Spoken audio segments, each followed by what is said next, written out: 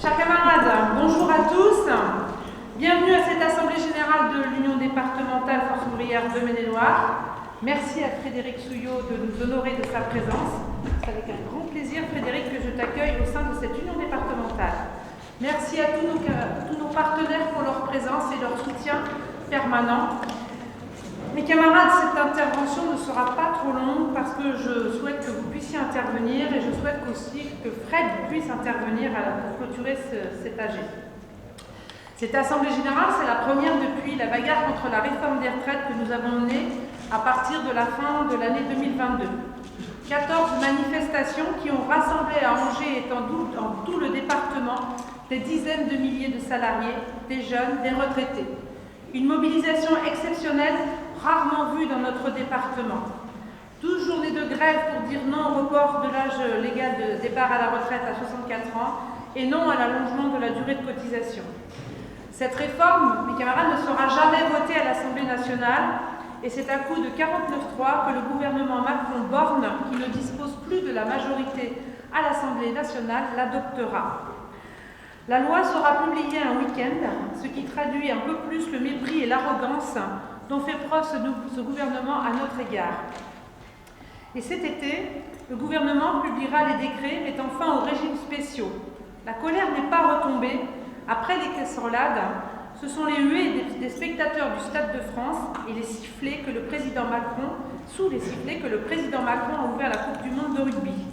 Et mes camarades, nous n'avons pas distribué de tracts. C'est dire que la colère ne retombe pas.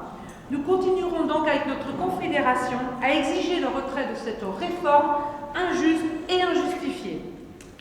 La politique du gouvernement Macron dégrade dangereusement les conditions de vie des salariés. Les plus précaires ne sont pas épargnés, bien au contraire. Pas de mesure d'augmentation générale des salaires face à l'inflation galopante, mais une nouvelle augmentation des tarifs de l'énergie de 10% le 1er août, une augmentation du carburant.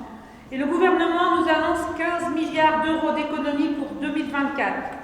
C'est sur cette base qu'il entend préparer la loi de finances de la sécurité sociale et le budget de l'État.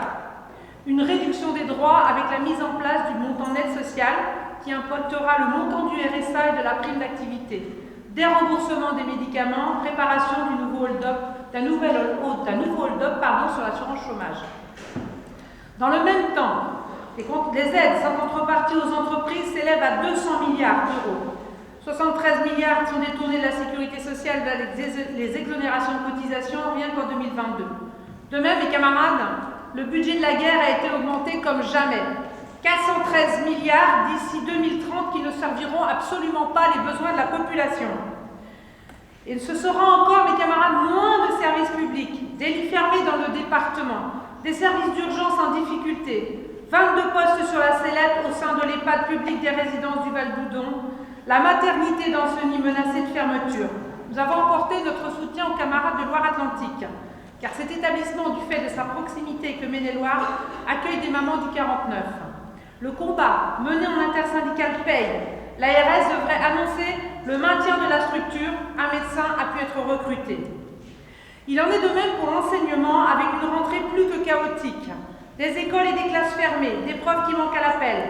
Et la priorité du ministre Attal, c'est l'interdiction du port de la baya et du camis. Que ce soit respecté dans les écoles, les collèges et les lycées pour préserver, soi-disant, la laïcité. De qui se moque-t-on? Quelle provocation! Et face à cette situation, Fred, tu as eu raison de faire un courrier au président de la République pour lui indiquer que nous ne participerions pas au Conseil national de la refondation du 7 octobre. Ce que cherche ce gouvernement, c'est transformer les organisations syndicales en courroie de transmission de sa politique. Ce qu'il cherche, c'est l'union nationale. C'est ce qu'il a tenté en réunissant les chefs de partis politiques pour construire un arc républicain dans lequel il serait le chef. À cette étape, ces tentatives ont échoué, mais il est prêt à réunir une conférence sociale sur les bas salaires et les classifications. Mes camarades, je vous rappelle que la négociation pour le secteur privé sur les salaires, elle a lieu dans les branches et que augmenter le SMIC, la valeur du point d'indice dans la fonction publique, en finir avec les exonérations de cotisations sur les salaires jusqu'à 1,6 SMIC, faisant du SMIC par-delà même une trappe à bas salaire, Eh bien mes camarades, on n'a pas besoin de conférence sociale, il n'est pas utile que nous rendions à cette conférence sociale.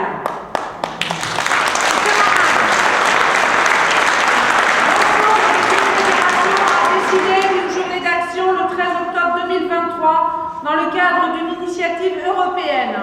Pour le bureau de l'UD, comme nous l'avons écrit à cette étape, cet appel n'ouvre pas les perspectives de victoire nécessaires pour les salariés sur le fait qu'une journée d'action sans lendemain ni revendication claire ne peut permettre d'obtenir satisfaction.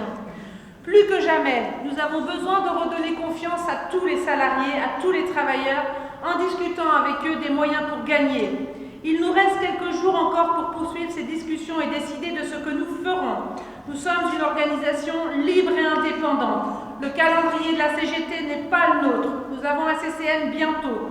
Quand les revendications sont claires, la question de l'unité syndicale, on en a discuté ce matin avec Fred, elle ne se pose pas. En revanche, pour Force ouvrière, il n'y a pas de place ni pour le syndicalisme rassemblé, ni pour l'unicité syndicale. Pour mener cette politique illégitime, minoritaire, le gouvernement n'hésite pas à utiliser la force et la répression. Comme nous l'avons rappelé dans notre déclaration de notre bureau du D, constat est fait qu'un cap a été franchi dans la répression et la remise en cause des libertés démocratiques et syndicales. La convocation en gendarmerie d'un membre du bureau confédéral de la CGT, engagé dans la mobilisation contre la réforme des retraites, est intolérable. Nous ne pouvons pas oublier non plus la comparution au tribunal de notre camarade Xavier Redon, les gazages dont nous avons été victimes tout au long des manifestations contre la réforme des retraites, les pressions de la préfecture pour nous contraindre à manifester selon ses méthodes. Les atteintes aux libertés démocratiques, dont fait partie la liberté syndicale, sont intolérables dans une démocratie comme la nôtre.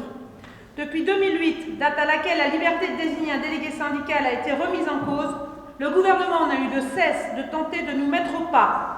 Nous ne l'acceptons pas, nous ne laisserons pas faire. L'attitude du gouvernement par rapport aux syndicats est un indicateur pour les patrons, lesquels s'en saisissent pour remettre en cause notre présence dans les entreprises, comme à SBDO, à la SAS Espace Émeraude, dans les laboratoires Bretier, à la chocolaterie Mathèse. Dans toutes ces entreprises, mes camarades, la chasse aux élus FO est ouverte. Dans ce contexte, le bureau de l'UD a pris connaissance de l'appel à manifester de 98 syndicats, associations, partis pour la justice sociale et les libertés publiques, dont les libertés syndicales, le 23 septembre prochain. Notre organisation, à juste titre, n'a pas signé ce texte en l'état, mais nous ne pouvons pas rester indifférents à la remise en cause des libertés démocratiques, dont la liberté syndicale, et nous ne pouvons pas accepter les violences de l'État sur les manifestants.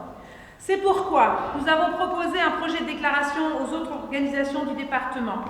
Et si nous sommes tous d'accord, alors nous pourrions nous saisir de la date du 23 septembre, comme nous l'avions fait contre la loi de sécurité globale, le fichage des syndicalistes et participer au rassemblement. J'invite mes camarades, sincèrement, tous les syndicats à ouvrir cette discussion dans leurs instances, tant le sujet est important pour l'avenir du syndicalisme dans notre pays.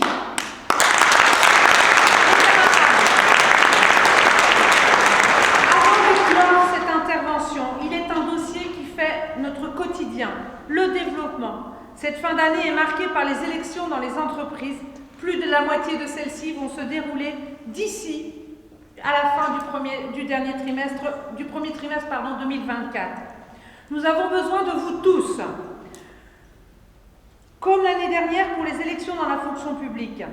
Si nos résultats jusqu'à ce jour sont bons, mes camarades, il nous faut implanter Force ouvrière plus encore. Nous ne gagnerons des points de représentativité que si nous augmentons notre nombre d'implantations. Et ça, mes camarades, c'est l'affaire de tous. Nous avons réuni la commission développement vendredi dernier et nous avons défini les priorités. Mais nous avons besoin d'aide pour les diffusions aux portes des entreprises. Merci, mes camarades, de répondre à toutes nos sollicitations. Alors, mes camarades, plus que jamais, partout dans notre organisation, à la veille d'un CCN qui définira les orientations, l'heure est à la discussion dans tous nos syndicats pour mettre en avant les revendications. Vous avez la parole. Vive l'Union départementale Force ouvrière, vive la Confédération générale du travail Force ouvrière.